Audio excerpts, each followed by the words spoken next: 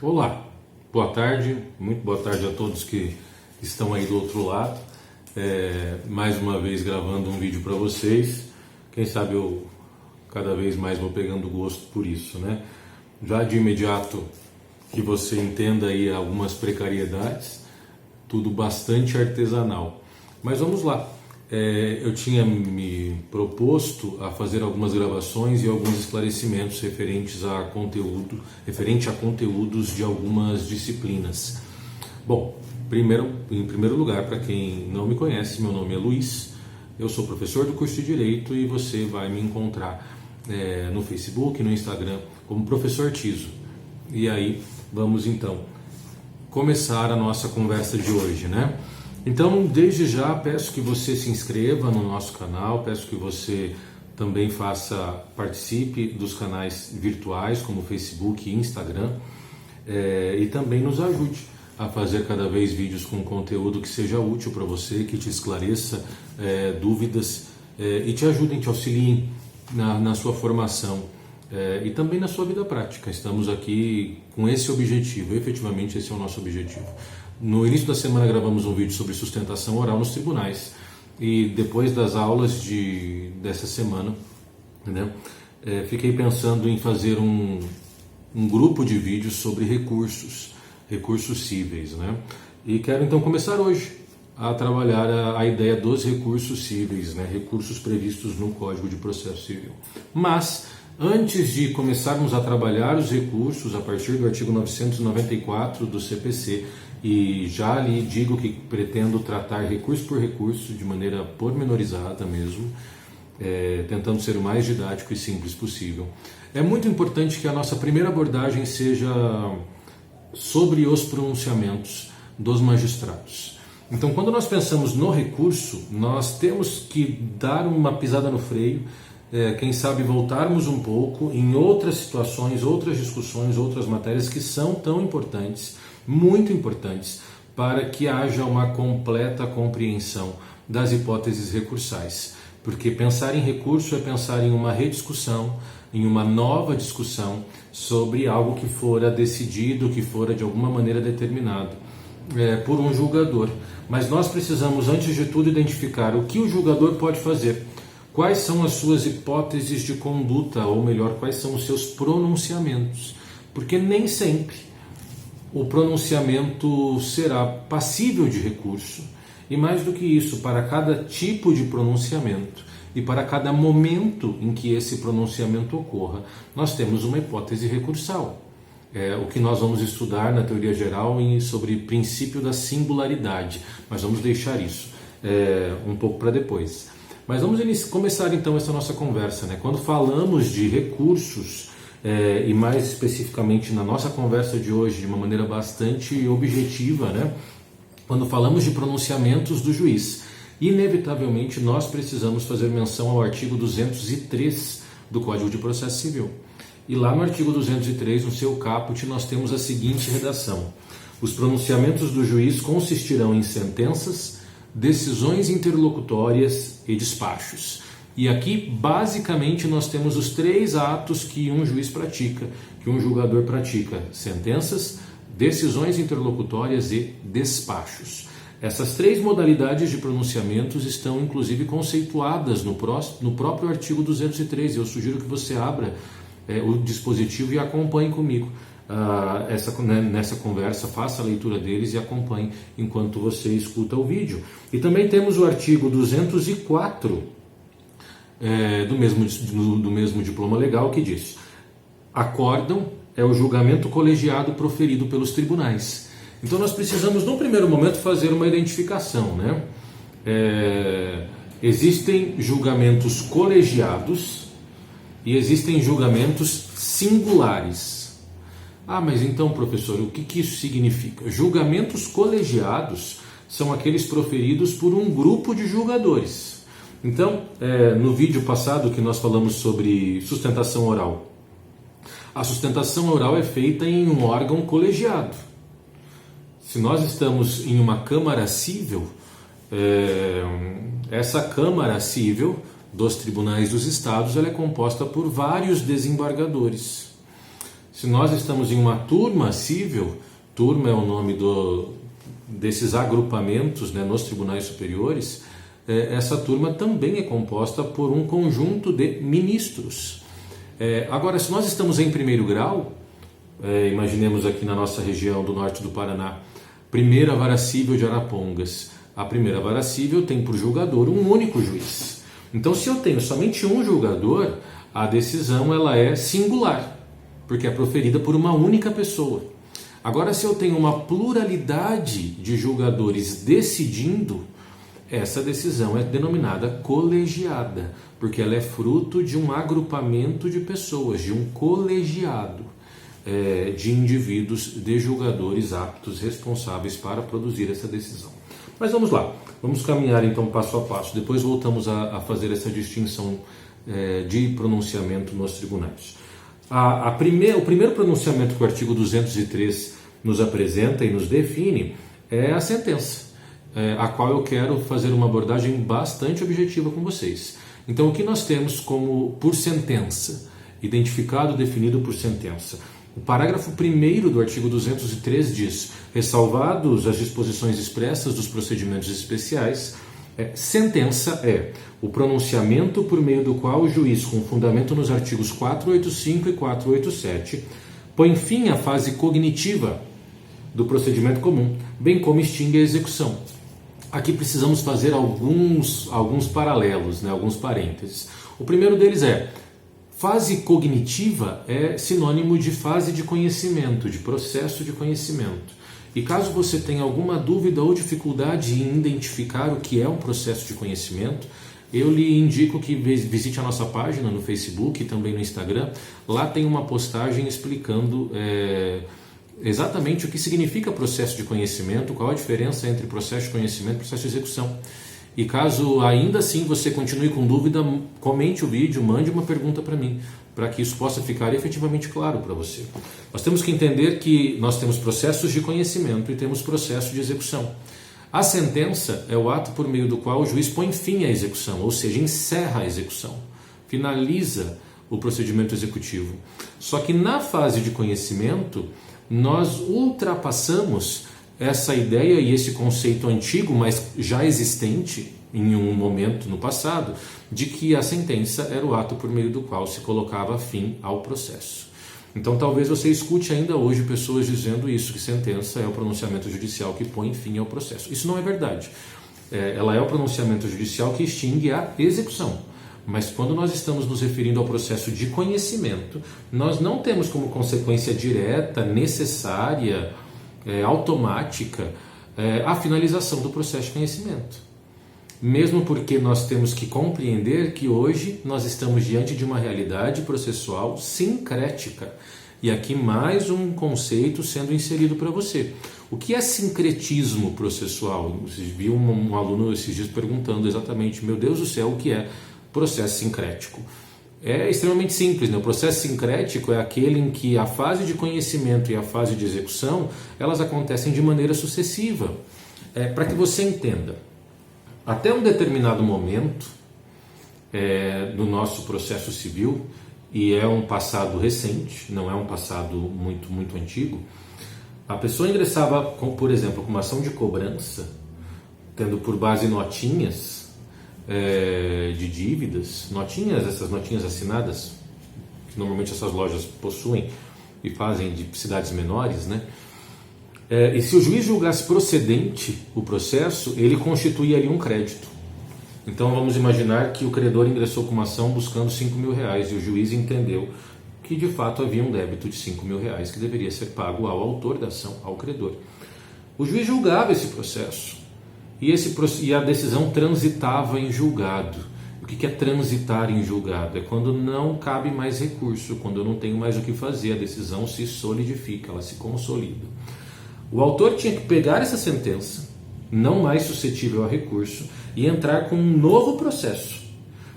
E agora sim um processo de execução de título judicial. E aí pagava-se custas novamente, se gerava um novo número processual, uma nova autuação. Hoje isso não existe mais no nosso processo civil. Então, se eu tenho uma sentença que reconhece um crédito numa ação de cobrança, após transitado em julgado, ou seja, após o prazo recursal não utilizado ou após a utilização de todos os recursos possíveis, mas após transitar em julgado, ou seja, após não ser mais possível discutir aquela decisão por meio de um recurso, face à execução, o que hoje nós chamamos de cumprimento de sentença, no mesmo processo. E isso que é sincretismo processual. Quando a fase de execução ou a fase de cumprimento de sentença é feita aproveitando do processo de conhecimento, sem a necessidade de uma nova propositura de ação, o que gera uma economia significativa para a parte, uma questão de instrumentalidade, até mesmo de informalidade. Temos que pensar no objetivo da lide, a matéria como importante ou com uma importância maior do que a forma propriamente dito, mas quando o processo não era sincrético, a sentença efetivamente extinguia o processo.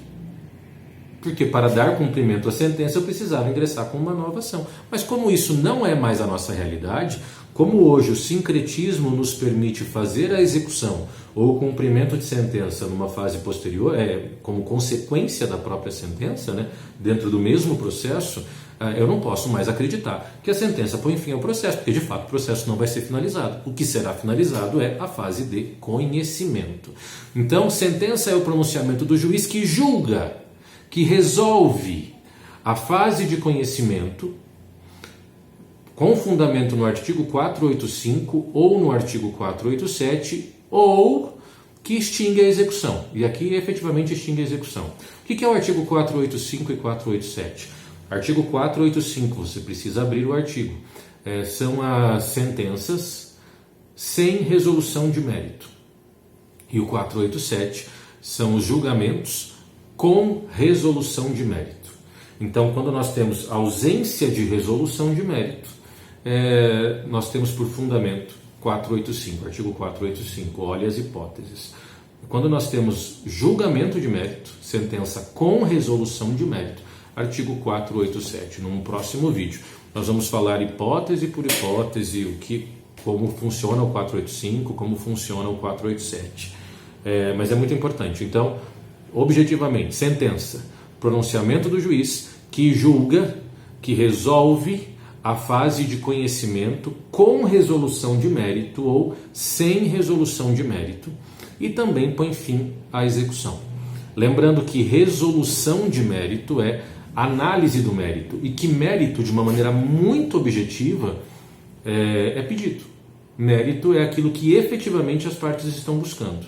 O juiz pode julgar um processo analisando o que as partes estão buscando, dizendo quem tem direito, ou ele pode julgar um processo sem analisar quem tem direito, quem tem razão naquela discussão. E aí nós estamos falando de questões mais formais que inviabilizam o andamento do processo.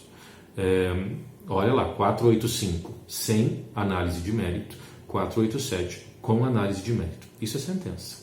A sentença é um pronunciamento judicial que vai embasar um recurso. Depois a gente vê qual.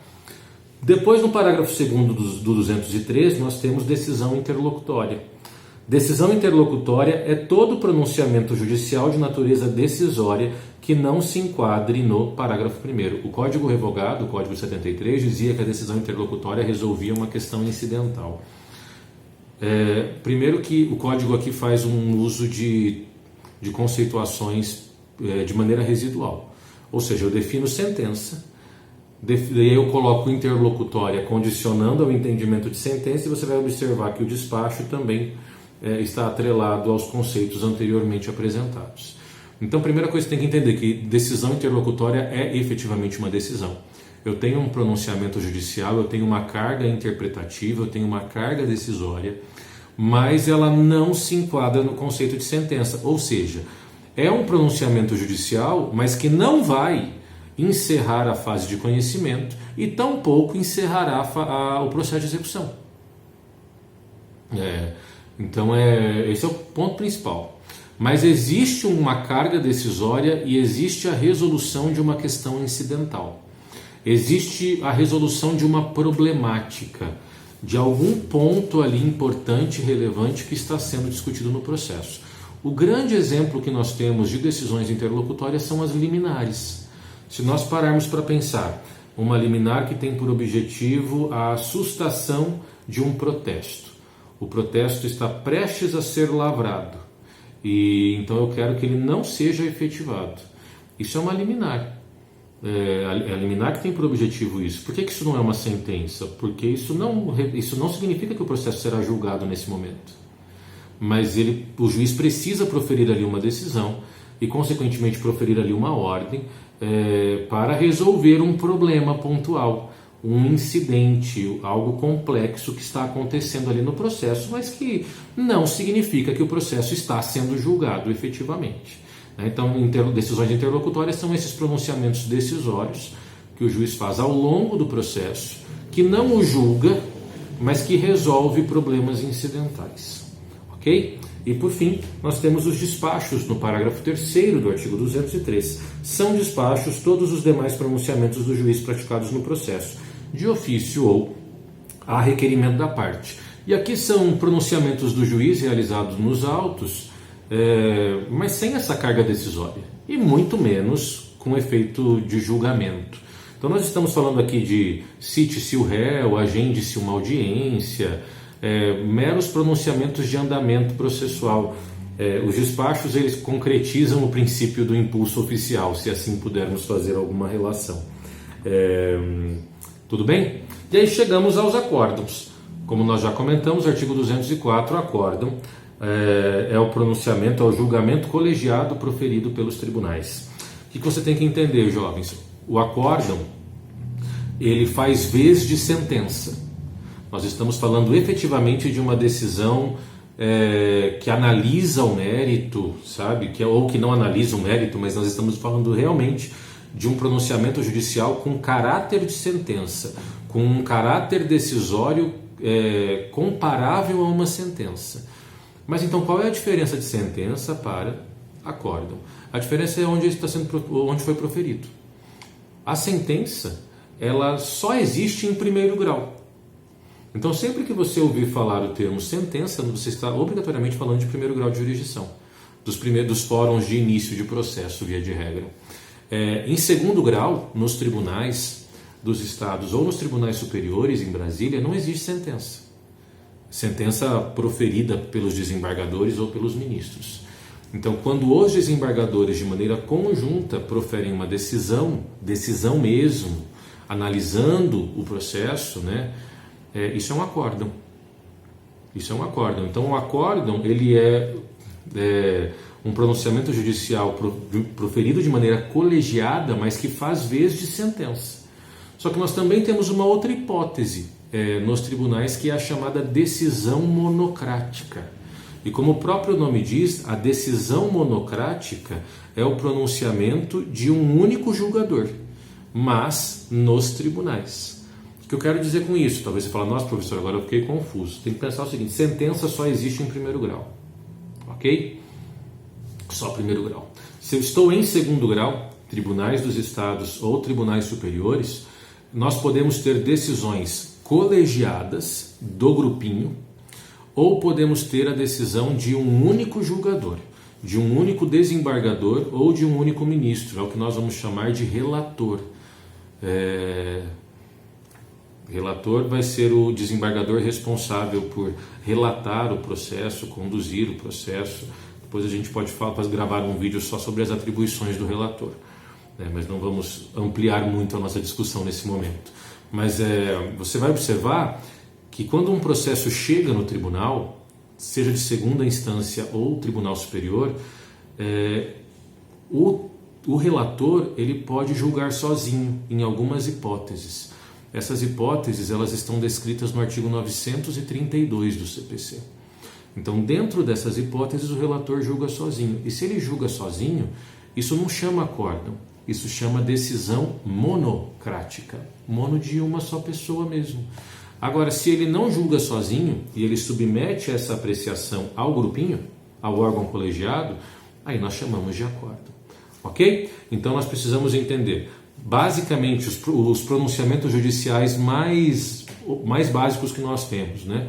Temos as sentenças, as interlocutórias e os despachos. Em segundo grau, podemos também falar de acórdão e de decisão monocrática. Existe decisão interlocutória em segundo grau? Existe. Existe despacho em segundo grau? Existe. Existe sentença em segundo grau? Não existe. Mesma regra nos tribunais superiores. Existe interlocutória nos tribunais superiores? Sim. Existe despacho nos tribunais superiores? Sim. Existe sentença nos tribunais superiores, STJ, STF? Não, não existe. Sentença é só em primeiro grau. Ok? Qualquer dúvida que possa não ter ficado claro sobre esse assunto, faz um comentário, pergunte para mim, estou à sua disposição para esclarecer. Me mande mensagem, inbox, tem o meu e-mail no Instagram e também no Facebook. Participe e dê a sua sugestão, aquilo que nós podemos melhorar, ou até sugestão de assuntos que talvez você tenha uma urgência um pouco maior, para que nós possamos trabalhar aqui nos nossos vídeos. Um grande abraço, como sempre, beijo para quem é de beijo, abraço para quem é de abraço. Até mais, tchau, tchau.